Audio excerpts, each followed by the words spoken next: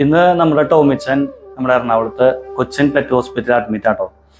കുഞ്ഞിനെ തീരെ വയ്യ. എല്ലാവരും കഴിഞ്ഞ വീഡിയോയിൽ കണ്ടിട്ടുണ്ടായിരുന്നു. നമ്മൾ ആദ്യം സംശയിച്ച ഡിസ്റ്റംബർ ആണെന്നാണ്. എന്നാൽ നമ്മളിപ്പോൾ ഒന്ന് ചെക്ക് ചെയ്തു, ഡിസ്റ്റംബർ അല്ല. കുഞ്ഞിനെ ബ്രെയിനിലും അതുപോലെ ലിവറിലും കുറച്ച് വിഷയങ്ങളാണ് പറഞ്ഞേക്കണം. ഇപ്പം നിലവിൽ ഇപ്പോൾ കുഞ്ഞ് ഒബ്സർവേഷനിലാണ്. 24 hours കഴിയാതെ ഒന്നും പറയാൻ പറ്റില്ല എന്നാണ് പറഞ്ഞത്. നമ്മളിപ്പോൾ ഇങ്ങനെ ഒരു വീഡിയോ വന്ന് പറയുന്നില്ല, ഒരു റിക്വസ്റ്റ് ആയിട്ടാണ്. നമ്മുടെ കുഞ്ഞിൻ്റെ ട്രീറ്റ്മെൻറ്റിന് വേണ്ടിയിട്ട് ആർക്കെങ്കിലും ഹെൽപ്പ് ചെയ്യാൻ താല്പര്യമുണ്ടെങ്കിൽ തീർച്ചയായിട്ടും എല്ലാവരും പറയണം.